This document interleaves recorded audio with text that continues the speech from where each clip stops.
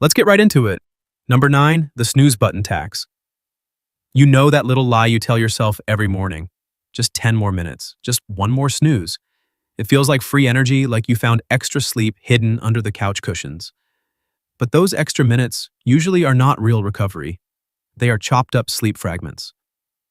One alarm pulls you toward waking, then you drift back into shallow sleep, then the next alarm does it again. It is like trying to charge your phone by plugging it in and unplugging it every minute. A 2025 sleep app study found snoozing is extremely common. Over half of logged sleep sessions ended with a snooze alarm, averaging about 2.4 snoozes and 10.8 extra minutes. To be fair, the science is still mixed. Snoozing is not a proven disaster, and for some people, it may feel less brutal than waking up all at once. But sleep inertia is real. That groggy, foggy state can last 30 to 60 minutes, sometimes longer. So the snooze button may not be helping as much as it feels. Sometimes it is just a tiny comfort charging you a tiny tax. Number 8, the power nap trap. A nap is supposed to be a reset. That is the whole sales pitch. You shut down for a little while, wake up, and come back sharper. The catch is, that reset button has a timer. Short naps can absolutely help. But once that quick recharge starts stretching out, the odds of waking up groggy go way up. That is because the longer you sleep, the more likely you are to drift into deeper sleep stages. And if you wake up from there, your brain is not instantly ready to perform. It is still halfway in sleep mode.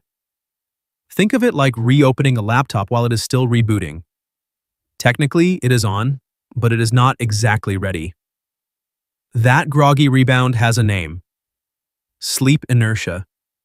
And it can last 15 to 60 minutes, sometimes longer. So the nap that felt like a smart energy move can leave you slower, foggier, and weirdly worse for a while right after you wake up. That is why brief naps, around 15 to 30 minutes, usually work more reliably. Some guidance also points out that waking around 20 minutes, or waiting for a much longer full cycle closer to 90, can reduce that rough in-between feeling. This is not an anti-nap rant. Naps can help, but badly timed or too long naps can backfire. Your reset button works best when you do less of it. Number 7, the notification pinball.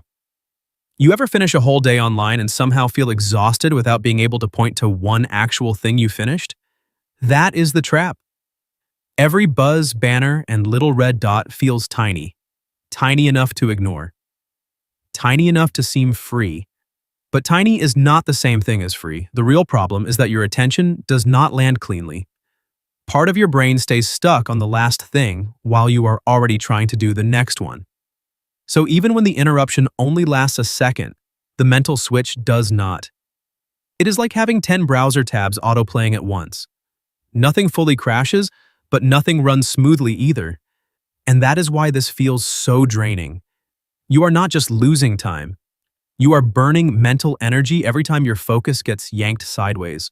It is not some dramatic sci-fi brain collapse. It is just a constant low-grade drain that adds up fast. So, if you end the day feeling weirdly used up, even without doing anything huge that makes sense, your brain spent the day playing pinball. Number 6, the empty water tank. Sometimes the crash is not dramatic at all. You are not dizzy on the floor. You are not crawling through the desert. You just feel flat, foggy, kind of irritable, and weirdly less sharp than you should. That is what makes this one so sneaky. A lot of people think dehydration only matters when it gets extreme. But even mild underdrinking can mess with your energy, your mood, and your ability to focus. In other words, you do not have to be seriously dehydrated to feel off. You can just be a little low on fluid and suddenly everything feels harder than it should. The reason is pretty simple. Your body and brain handle fluid balance tightly, so even a small shortfall can feel bad fast. It is like trying to cool an engine with too little coolant. The machine still runs, but not well. That is why a low-energy day can sometimes feel mysterious when the answer is embarrassingly basic. Not enough water, that is it. And the thing people miss is that thirst is not always a great early warning. By the time you finally notice it, you may already be feeling the drag. That does not mean every slump is dehydration, and water is not some magic fix for every bad day. But if your battery feels weirdly low for no obvious reason, check the obvious first.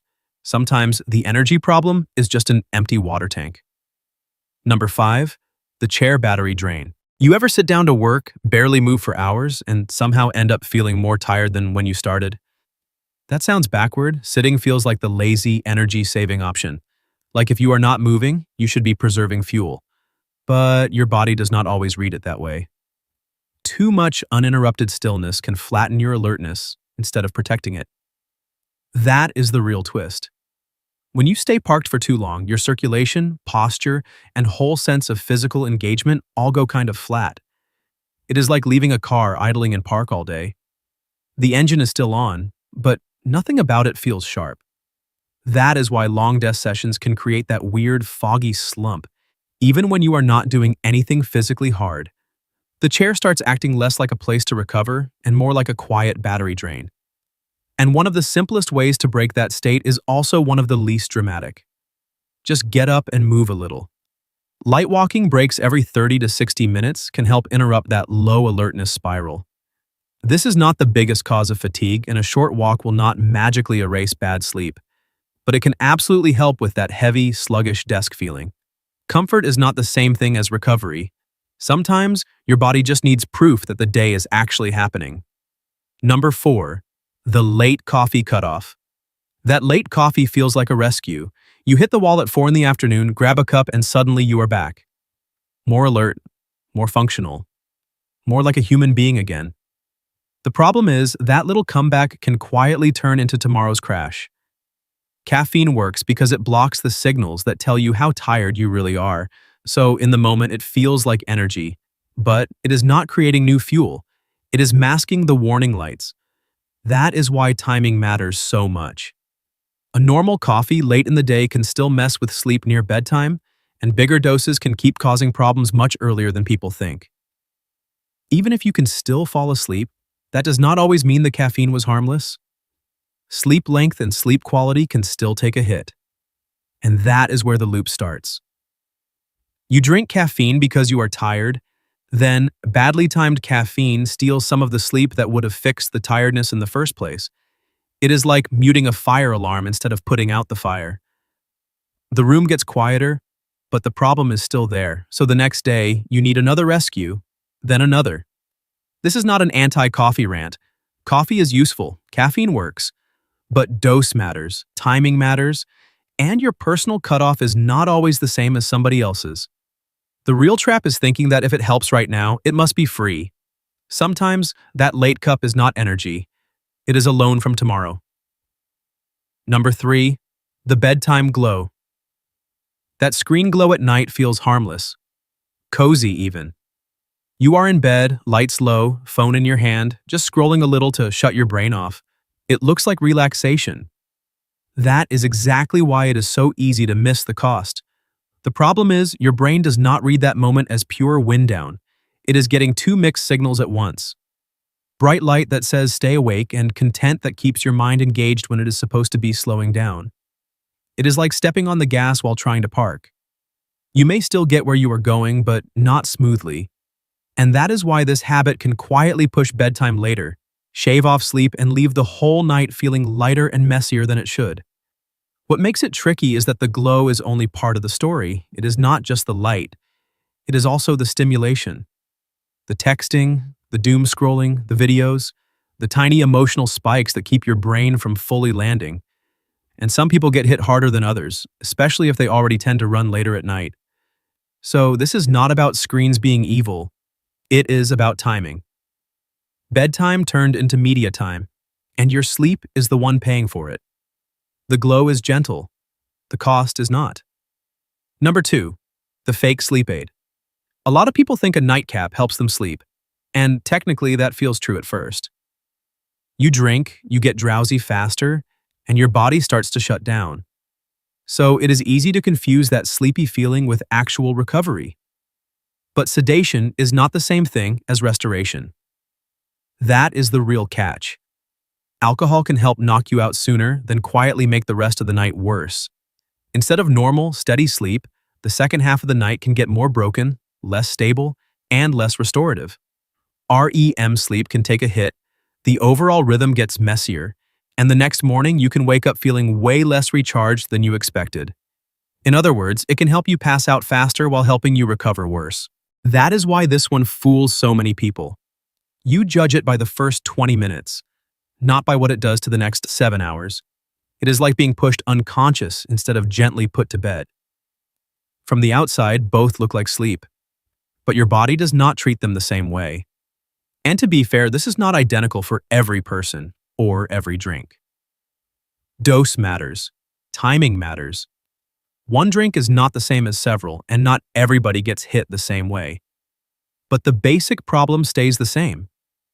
Feeling sleepy is not proof that something is helping your sleep. Sometimes it is doing the exact opposite. A nightcap can make you fall asleep faster, then charge you for it in the morning. Number 1. The weekend wheat. Jet lag. Sleeping in on the weekend feels like the most reasonable thing in the world. You are exhausted, you finally get a break, and your body takes the offer. So, on the surface, this looks like recovery. And to be fair, part of it is.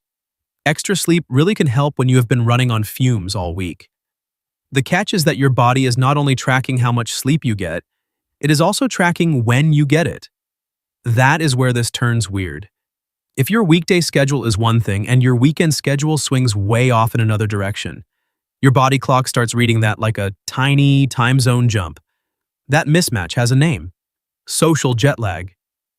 You are technically sleeping more, but your timing is getting pulled all over the place. And that is why you can wake up on a weekend feeling rested, but still kind of off. Not fully locked in, not quite synced. The debt got a little better, but the timing got messier. It is like trying to fix your bank account while changing the currency every weekend. You solved one problem and quietly created another. This is not a never sleep in speech. Catch-up sleep can absolutely help. The real issue is not recovery, it is wild inconsistency. If your sleep schedule swings too far between weekdays and weekends, the reset only works halfway. You got more sleep, sure, but your body clock still thinks you took a tiny flight.